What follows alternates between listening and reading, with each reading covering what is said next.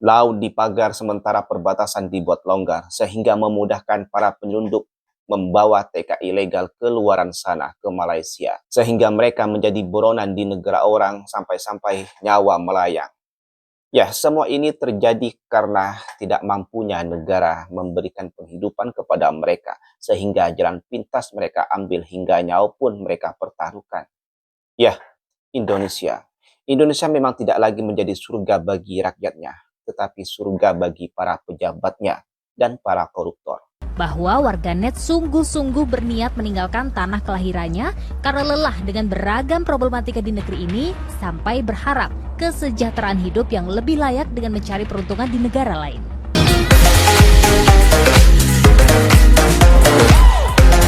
Hai, Assalamualaikum warahmatullahi wabarakatuh. Welcome back to my channel. Jumpa lagi dengan saya, Mr. Bas. Apa kabar Anda hari ini? Semoga dalam keadaan baik-baik saja, sehat walafiat, dan dimurahkan rezekinya. Amin ya robbal alamin. Sedang hangat menjadi perbincangan di sosial media tagar kabur aja dulu dari Indonesia, pindah ke luar negara. Suara ajakan ini bergema di sosial media karena didasari oleh keresahan yang dirasakan oleh rakyat Indonesia yang merasa bahwa saat ini Indonesia sedang tidak baik-baik saja. Yang merasa bahwa Indonesia bukan lagi negara yang nyaman bagi mereka untuk mendapatkan hidup yang sejahtera. Yang merasa bahwa begitu susahnya mendapatkan pekerjaan di negara tercinta. Setiap tahun puluhan sarjana tercipta, tetapi mereka bingung mau kerja apa. Lagi-lagi pemerintah belum mampu menyediakan lapangan kerja untuk menyerap mereka menjadi pekerja. Mereka bingung mau kerja apa dengan title yang mereka dapatkan. Saat mereka berputus asa dengan negara sendiri, maka harapan mereka adalah negara di luar sana. Ini belum lagi problema dan drama yang terjadi di kalangan masyarakat, yang terjadi di lapisan masyarakat, yang mana seharusnya kebijakan atau polisi yang dibuat oleh pemerintah seharusnya memudahkan jalan hidup rakyat kecil, ini malah membuat hidup rakyat kecil semakin menjerit dan sengsara. Seperti contoh pajak naik 12%, kemudian seperti kemarin drama tabung gas LPG 3 kg yang menewaskan satu orang meninggal. Laut dipagar sementara perbatasan dibuat longgar sehingga memudahkan para penyelundup membawa TKI ilegal ke luaran sana ke Malaysia. Sehingga mereka menjadi buronan di negara orang sampai-sampai nyawa melayang. Laut dipagar sementara perbatasan dibuat longgar. Setelah nyawa warga kita melayang di negara orang, lalu kita dengan lantang mengatakan ini harga diri bangsa. Tidakkah para pejabat Anda sadari bahwa dengan maraknya warga negara Indonesia bekerja secara ilegal di negara sana, itu sudah menjatuhkan harga diri bangsa, menjatuhkan marwah bangsa.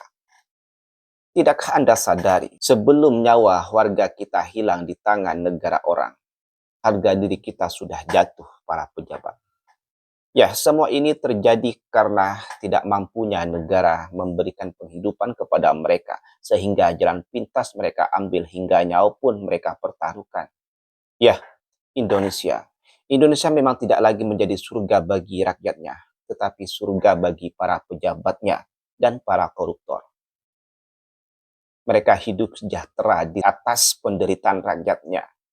Masihkah kita dengan lantang bicara, kita peduli anak bangsa, kita peduli rakyat Indonesia? Siapa yang peduli? Para pejabat hanya peduli kepada kelompoknya saja, hanya peduli kepada oligarki, hanya peduli kepada sesama elit politik saja. Itulah mengapa di sosial media saat ini sedang ramai menjadi perbincangan. Rakyat Indonesia menyerukan kabur aja dulu ke negara orang. Oke, tanpa berlama-lama, mari kita tonton dulu saja videonya. Di sejumlah platform media sosial seperti X, ramai dengan tagar kabur aja dulu. Ya, tagar yang intinya keinginan atau ajakan untuk kabur dari Indonesia ke luar negeri dengan asumsi dapat memiliki kesempatan lebih baik untuk sekolah, pekerjaan, hingga kehidupan.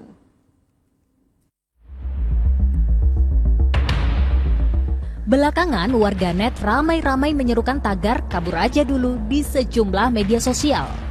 Kalau diklik kata kuncinya, yang muncul seperti ini. Beragam unggahan tentang ajakan pindah ke negara lain, entah dalam bentuk beasiswa pendidikan ataupun lowongan pekerjaan. Terkesan sederhana memang, tapi masifnya tagar ini jadi indikasi bahwa warganet sungguh-sungguh berniat meninggalkan tanah kelahirannya karena lelah dengan beragam problematika di negeri ini sampai berharap kesejahteraan hidup yang lebih layak dengan mencari peruntungan di negara lain. Memang segitunya. Yang pasti adalah pemerintah tuh punya PR besar, yaitu memastikan supaya lapangan pekerjaan industri itu mau mengabsorpsi. Maksudnya mau menyerap gitu ya. Ini kan yang masalah kan sekarang link and match-nya kan kurang. Jadi dari misalnya dari perguruan tinggi dia menghasilkan lulusan sekian puluh ribu gitu ya dalam satu kali wisuda. Terus yang sekian puluh ribu ini pemerintah itu nggak punya skema gitu. Dari mana? Dari pemerintah itu sebenarnya menugaskan industri untuk tadi menyerap tenaga kerja tadi. Beberapa negara disebut bisa jadi tujuan. Nah, salah satunya Singapura.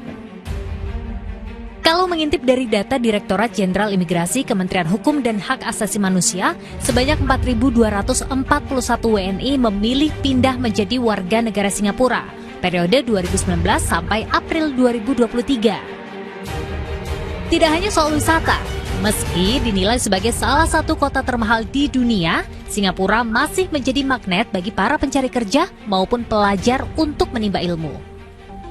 Saya datang ke salah satu kampus di Singapura yang fokus pada bidang pembelajaran terapan dan ilmu sosial. Salah satu mahasiswanya berasal dari Indonesia.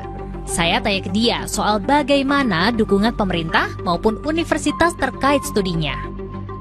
Jadi banyak yang sudah dikerjakan atau yang dibantu oleh pemerintah seperti bantuan dalam bentuk dana ataupun seperti research. Jadi salah satunya adalah untuk bisnis skala kecil yang fokus dalam agriculture itu dibantu dalam pendanaan, also untuk inovasi. Selain mahasiswa muda yang juga tengah digalakan di sini adalah pendidikan bagi orang-orang yang berusia tua atau lanjut.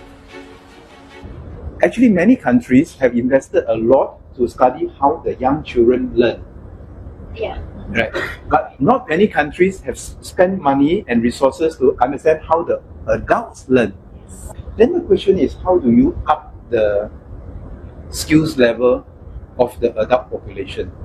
So that's why we started this Skills Future movement, whereby we encourage people who have finished their school to continue upgrading themselves and keep themselves relevant. So in Singapore, we have this thing that we have started. It's called the Institute of Adult Learning. The Institute of Adult Learning is to understand the science of how adults learn. Memang ya, kalau dimendang-mendingkan tidak ada habisnya. Tapi saya setuju kalau persoalan kualitas ini jadi masukan bagi pemerintah Indonesia untuk lebih memperhatikan kesempatan dan kesejahteraan warganya untuk mendapat kehidupan yang lebih baik di negeri sendiri. Jadi, apakah kamu jadi salah satu yang berminat untuk kabur aja dulu? Tim Liputan RCTV melaporkan. Ya, memang ironis sekali gitu ya. Singapura, negara yang kecil, tapi dia harus mendatangkan pekerja dari luar negara. Contoh lagi seperti Malaysia, negara yang jauh lebih kecil daripada Indonesia, tetapi negara sekecil itu menyerap berbagai tenaga kerja di seluruh dunia, terutama dari Indonesia. Namun, apa yang terjadi di Indonesia? Negara yang sangat besar yang ukurannya jauh berkali lipat dari Singapura dan Malaysia, tetapi ketersediaan lapangan kerja amatlah sedikit, sehingga warga negara Indonesia ramai sekali berbondong-bondong pergi ke Singapura dan Malaysia untuk bekerja dan mengais rezeki di sana. Saya harap Indonesia yang begitu luas mampu menyediakan lapangan kerja yang amat besar, yang amat banyak untuk menyerap tenaga kerja rakyat kita sendiri.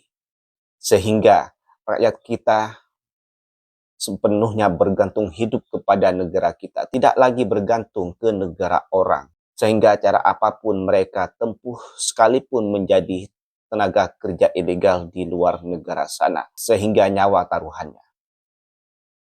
Ya, saya harap Indonesia menjadi surga bagi rakyatnya sendiri, tidak hanya menjadi surga bagi pejabat dan para koruptor. Ini menjadi tugas besar bagi pemerintah. Bagaimana caranya mensejahterakan rakyatnya, sediakan lapangan kerja sebanyak-banyaknya, sejahterakan rakyatnya, biar rakyat merasa bahwa Indonesia ini betul-betul negara mereka. Bukanlah negara hanya milik oligarki, bukanlah negara punya elit politik saja. Oke, mungkin itu saja konten pada kali ini. Kurang lebihnya saya mohon maaf. Sampai jumpa di next konten. Wassalamualaikum warahmatullahi wabarakatuh.